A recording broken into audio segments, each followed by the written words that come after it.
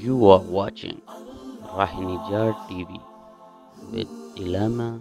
Sayyid Abdul Basit Bukhari. اعوذ باللہ من الشیطان الرجیم بسم اللہ الرحمن الرحیم قال اللہ تعالی فی الکلام المجید والفرقان الحمید کل نفس ذائقۃ الموت وانما توفون اجورکم یوم القیامہ فمن زحزح عن النار وادخل الجنة فقد فاز وما الحیاۃ الدنیا الا متاع الغرور وقال فی مقام آخر فإذا جاء أجلهم لا يستأخرون ساعة ولا يستقدمون صدق اللہ مولانا العظیم صلو علی الحبیب اللہم صلی علی سیدنا و مولانا محمد وبارک وسلم وصلی علیہ۔ گفتگو کا عنوان موت و آخرت یاد کرنے کی فضیلت کے حوالے سے ہے۔ پہلی جو میں نے آیت پاک پڑھی ہے اس کا ترجمہ یہ ہے کہ ہر جان کو موت کا ذائقہ چکھنا ہے، اور تمہارے جو اجر ہیں تم دنیا میں کر رہے ہو پورے کے پورے تو قیامت کے دن ہی دیے جائیں گے۔ پس جو کوئی دوزخ سے بچا لیا گیا اور جنت میں داخل کیا گیا وہ واقعتاً کامیاب ہوگا، اور دنیا کی زندگی دھوکے کے مال کے سوا کچھ بھی نہیں ہے۔ اسی طرح دوسری آیت پاک میں فرمایا کہ پھر جب ان کا مقرر وقت آ پہنچتا ہے تو نہ وہ ایک گھڑی پیچھے ہو سکتے ہیں اور نہ آگے بڑھ سکتے ہیں۔ قرآن حکیم واضح طور پر اعلان فرما رہا ہے کہ ہر انسان جو ہے وہ کوئی بھی عمل کرتا ہے وہ یہ کہتا ہے کہ مجھے کریڈٹ فوراً ادا کیا جائے، فوراً دیا جائے، لیکن قرآن کا بڑا واضح طور پر حکم ہے کہ جتنے بھی اللہ تعالیٰ اجر عطا کرے گا وہ قیامت کے دن پورے کے پورے عطا کرے گا۔ اور کامیابی ہم چاہتے ہیں کہ چھوٹا سا بھی ہمارا کام ہو جائے، یہ دنیا کے کام ہیں، ان میں تو بندہ کامیاب ہے، لیکن فرمایا کہ صرف اسی پر تم انحصار نہ کرو، بلکہ اصل کامیاب وہ ہے جو دوزخ سے بچا لیا گیا اور جنت میں داخل کیا گیا۔ دنیا میں رہتے ہوئے انسان ایسے کام کرے اور اپنی آخرت کے لیے ایسی تیاری کرے کہ وہ دوزخ سے بچ جائے گا اور جنت میں داخل ہوگا، پھر وہ مطمئن ہو جائے کہ ہاں میں مطمئن ہوں اس لیے کہ میں کامیابی کو اپنے سامنے دیکھ رہا ہوں۔ اس ضمن میں ایک واقعہ آپ حضرات کے سامنے بیان کروں۔ ایک علاقہ تھا، وہاں پر جب بھی کسی بادشاہ کی تعیناتی کی جاتی اسے وہاں پر بادشاہ بنایا جاتا، وہ مخصوص اس کے وقت کے لیے 3 سال کے لیے بادشاہ بنایا جاتا، اور 3 سال جب وہ بادشاہت پوری کر لیتا تو اس کی سلطنت سے باہر دوسری طرف ایک جنگل تھا جہاں پر درندے، چیرنے پھاڑنے والے درندے موجود تھے، بیابان جنگل تھا۔ یہ روایت مولانا روم نے، یہ حکایت ہے ایک ہمارے سمجھنے کے لیے آپ نے لکھی ہے کہ اب جب 3 سال جس بھی بادشاہ کے پورے ہوتے اس کو تخت سے اٹھا کر جنگل میں پھینک دیا جاتا، تو یہ یہاں بیٹھ کر عیاشیاں کرتا رہتا، اور 3 سال پورے ہونے کے بعد جنگل میں جب پھینکا جاتا درندے آ کر اس کو کھا لیتے، چیر پھاڑ دیتے۔ یہ جب بادشاہ بنایا جاتا تو اسے یہ کہا جاتا کہ دیکھو تم ہر قسم کا قانون بنا سکتے ہو، اس میں چینجنگ نہیں کر سکتے کہ 3 سال بعد تم وہاں نہیں جاؤ گے، تم نے وہاں جانا ہے۔ تو جو بادشاہ بھی تخت نشین ہوتا تھا وہ اتنی عیاشی شروع کر دیتا تھا، اسے خیال ہی نہیں ہوتا تھا کہ میں نے جو اس پار، اس کی سلطنت سے پار جو جنگل ہے اس میں بھی جانا ہے، تو وہ اس کو بھول جاتا، تخت پر بیٹھ کر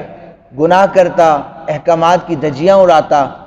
اور 3 سال پورے ہونے جب ہوتے اسے پھینکا جاتا زنجیروں میں باندھ کر، درندے آ کر کھا لے جاتے۔ ایک سمجھدار اور عقل مند انسان وہ جب بادشاہ بنا تو اس نے یہاں بیٹھ کر عیاشیاں نہیں کی، بلکہ اس نے سلطنت سے اس پار جو جنگل تھا وہاں کے سارے درندوں کو ختم کروا دیا، قانون نہیں بنایا، چینج کیا کہ ہم وہاں نہیں جائیں گے، بلکہ درندوں کو ختم کر دیا، جنگلات کو محلوں میں بدل دیا۔ جب اس کے 3 سال پورے ہوئے نا، تو اسے جب لوگوں نے اٹھا کر وہاں پر پھینکا تو وہاں آلریڈی اس نے وہاں پر محلات بنا دیے تھے، وہاں پر درندوں کو ختم کر دیا تھا۔ تو یہ یہاں پر بھی خوشی کی زندگی گزار رہا تھا، وہاں جا کر بھی اس نے عیاشی کی زندگی گزاری۔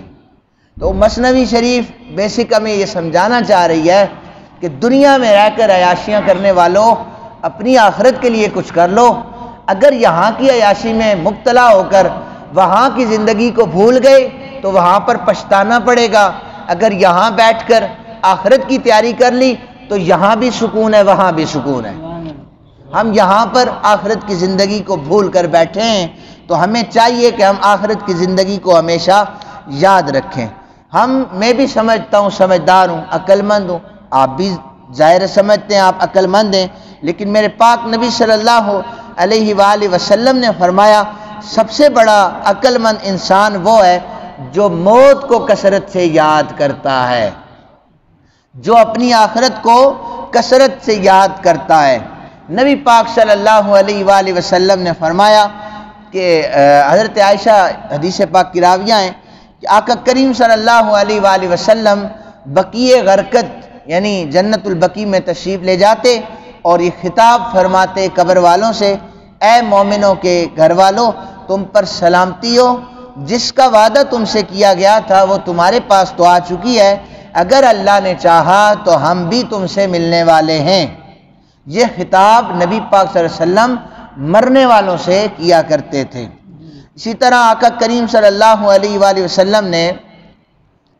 فرمایا کہ جو شخص اللہ تعالیٰ سے ملاقات کو پسند کرتا ہے، اللہ تعالیٰ بھی اس سے ملاقات کو پسند کرتا ہے، اور جو شخص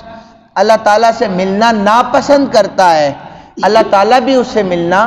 ناپسند کرتا ہے۔ یعنی جو شخص موت کو بھول چکا ہے، اپنے مرنے کو بھول چکا ہے، تو اللہ تعالیٰ ناپسند کرتا ہے، اور جو شخص اپنی موت کو کثرت سے یاد کرتا ہے، یعنی اس کو فکر رہتی ہے کہ میں دنیا میں رہتے ہوئے وہ کام کروں کہ میں اپنے اللہ کو راضی کر لوں۔ نبی پاک صلی اللہ علیہ وآلہ وسلم نے فرمایا میں نے تمہیں زیارت قبور سے منع کیا تھا۔ پہلے نبی پاک صلی اللہ علیہ وسلم نے قبروں کی زیارت سے منع فرمایا تھا، لیکن پھر یہ حدیث پاک ہے جی، یہ ابن ماجہ میں ہے، سیاستہ میں موجود ہے اور صحیح سند کے ساتھ ہے۔ حضور نے فرمایا اب میں محمد ہی تمہیں قبروں کی زیارت کا حکم دے رہا ہوں،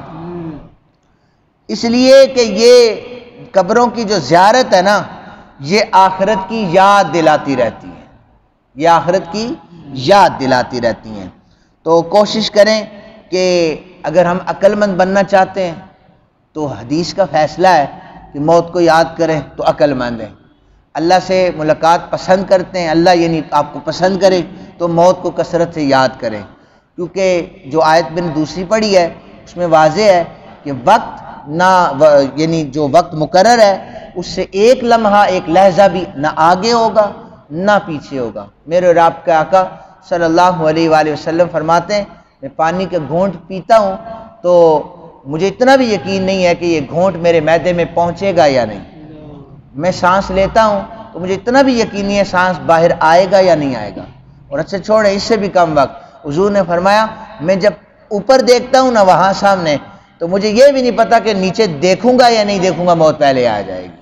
اور میں جب پلک جھپکتا ہوں تو یہ بھی خیال نہیں ہوتا کہ آنکھیں کھلیں گی دوبارہ یا نہیں کھلیں گی۔ ہم لوگ موت سے غافل ہو چکے ہیں، آخرت کو بھول چکے ہیں۔ دعا کریں اللہ تعالی ہمیں موت کو کثرت سے یاد کرنے کی توفیق عطا فرمائے۔ وما علینا الا البلاغ۔